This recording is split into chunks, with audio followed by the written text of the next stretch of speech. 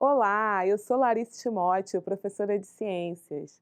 Vamos começar mais uma aula? Eu sou uma mulher negra de cabelo cacheado. Estou com uma blusa branca escrito Preserve a Mata Atlântica com uma imagem de um mico-leão dourado. Falar da Mata Atlântica é sempre um prazer, né? A Mata Atlântica é um dos biomas com maior biodiversidade do mundo. E hoje a gente vai falar mais um pouquinho sobre essa biodiversidade. Hoje a gente vai falar sobre Mata Atlântica e as bactérias. Observem aí esse artigo. Um estudo realizado em 2006 já havia feito algumas descobertas importantes com relação às bactérias que habitam a Mata Atlântica. A pesquisa demonstrou que as plantas desta floresta possuem uma grande diversidade de bactérias e que cada espécie de árvore dispõe de uma comunidade distinta e única, formada por centenas de espécies de bactérias. Segundo o artigo publicado, atualmente, as bactérias que habitam uma espécie de árvores são diferentes das que habitam outras. Cada parte da planta tem uma comunidade específica destes micro-organismos. Na folha, na casca ou na raiz, as bactérias não se repetem. Ué, gente, mas bactéria não é tudo igual? Não é isso que a gente pensa? Será que é assim mesmo? Vamos, vamos ver isso hoje? Vamos lá. Bactérias. Quando se fala em bactérias, a maioria das pessoas imagina coisas ruins, como sujeira, doença. Isso está certo? Será? Onde a gente encontra as bactérias? As bactérias são encontradas nos desertos, em ambientes gelados, nos oceanos, nas florestas, nos pântanos, nos solos, próximas a vulcões, em cavernas e mesmo sobre ou dentro de outros seres vivos. Nesse exato momento, há mais bactérias vivendo no seu corpo do que células que os constituem. E quais são as características gerais das bactérias? As bactérias são consideradas os seres mais simples que existem. Elas são unicelulares e procariontes, ou seja, formadas por uma célula, e o material genético está disperso no citoplasma. Apresentam membrana plasmática ou celular e parede celular que delimitam a célula. No interior da célula, há material genético e os ribossomos. Em algumas bactérias existem cápsula bacteriana, cílios e flagelos. As bactérias possuem algumas formas. Em forma de espiral, como essa aí, que são as espiroquetas. Em forma helicoidal. Em forma de bastonetes, como os bacilos, que são cilíndricos, vibriões, em forma de vírgula. Existem bactérias esféricas, como as cocos, que são arredondadas. Os cocos podem se agrupar e formar colônias, como os diplococos, duas bactérias unidas, os streptococos, parecidos com colares, e os estafilococos, que parecem cachos de uva. Mas como é a reprodução das bactérias? As bactérias podem se reproduzir muito facilmente. A divisão binária é o primeiro tipo de reprodução das bactérias. Nela, cada bactéria se divide e origina dois novos indivíduos que apresentam o mesmo material genético. É um processo bem rápido. Aí a gente tem uma bactéria. Essa bactéria tem seu material genético duplicado. Tem o início da divisão da parede bacteriana. E essa divisão da parede é concluída. Nesse momento, é formado, então, duas novas bactérias. É um processo bem simples e rápido, mas a bactéria mantém o mesmo material genético, ou seja, reproduzem e faz várias bactérias exatamente iguais. As bactérias também se reproduzem de modo sexuado, onde há troca de material genético. Esse primeiro exemplo aí é a conjugação, quando duas bactérias se unem e uma bactéria doa DNA para outra. Existem outros modos? Existem sim. A transformação é quando bactérias incorporam fragmentos de DNA que estão livres no meio. A transdução, quando bacteriófagos, ou seja, vírus que infectam bactérias, carregam genes de uma bactéria para outra. Gente, nem todas as bactérias são patogênicas, mas existem aquelas que causam doenças. Mas por onde as bactérias entram no corpo humano? Observem aí. A porta de entrada das bactérias no corpo humano pode ser a boca, as narinas, os ferimentos na pele, as aberturas no sistema urinário e reprodutor. Também existem bactérias que são transmitidas por vetores como as pulgas e os mosquitos. E quais são as doenças causadas por bactérias? A gente vai falar apenas de algumas, tá? A primeira é a tuberculose. A tuberculose é uma doença que atinge principalmente os pulmões e pode provocar a morte. Porém, quando tratada a tempo e de maneira correta, tem cura. O agente causador mais comum da tuberculose é o bacilo Koch. E os principais sintomas são tosse persistente, com escarro que pode conter sangue, febre, entre outros. A tuberculose é prevenida pela vacina BCG. A pneumonia é o nome dado a algumas infecções pulmonares em que os alvéolos se enchem de pus e muco, dificultando a respiração. As mais comuns são causadas pelas bactérias Streptococcus pneumoniae e Diplococos pneumoniae. Tem também a cólera.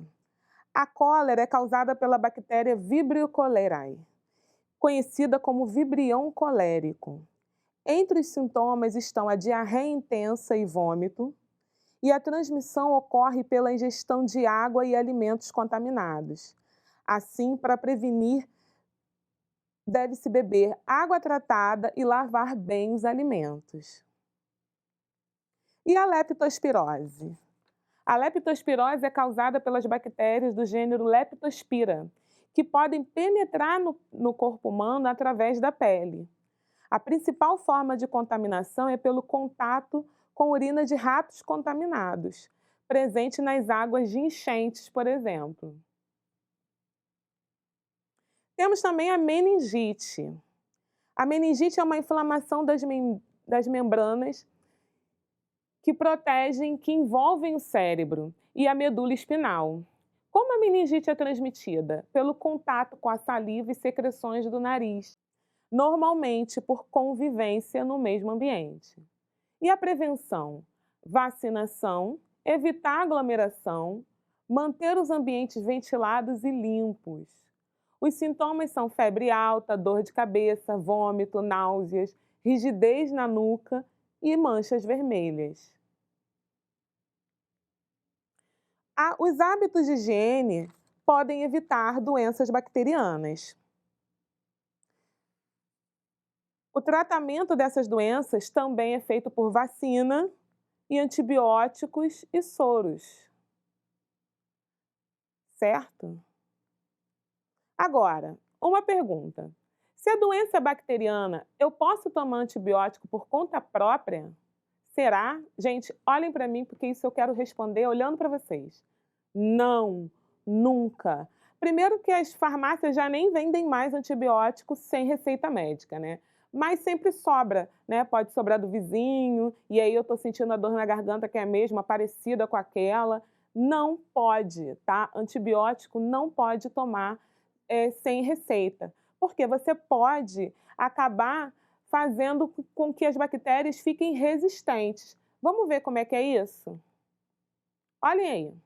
Se determinado antibiótico não combater a infecção de uma espécie de bactérias, ela passará a não ter mais efeito sobre elas, sendo necessário um tipo de antibiótico para outro tipo de antibiótico para combatê-las. E como isso acontece?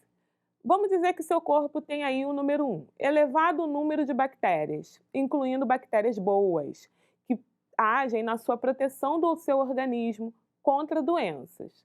e bactérias causadoras de doença e poucas bactérias que são resistentes ao antibiótico.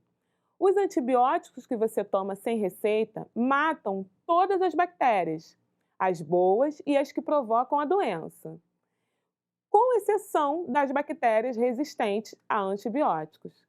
As bactérias resistentes ao medicamentos têm, então, condições para crescer e substituir todas as outras bactérias. As bactérias resistentes ao medicamento podem transferir a sua mutação para outras bactérias e proliferar dentro do seu corpo.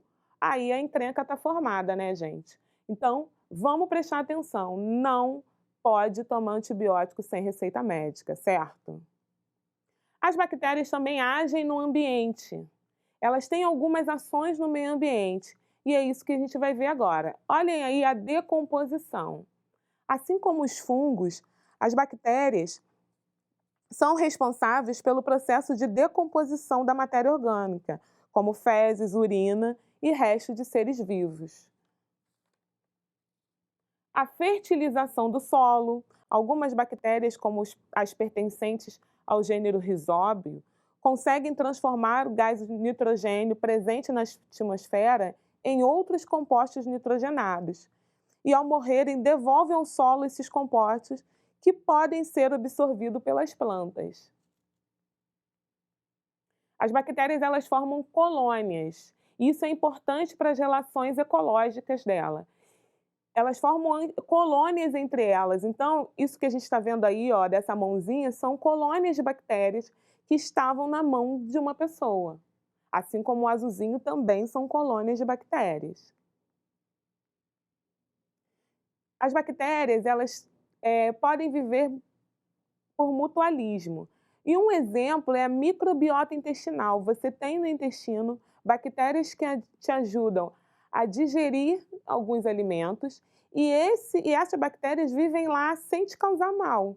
Isso é mutualismo. Você dá abrigo a essas bactérias e as bactérias te fazem digerir bem os alimentos. Então, essa é a relação ecológica, mutualismo, é uma relação mútua.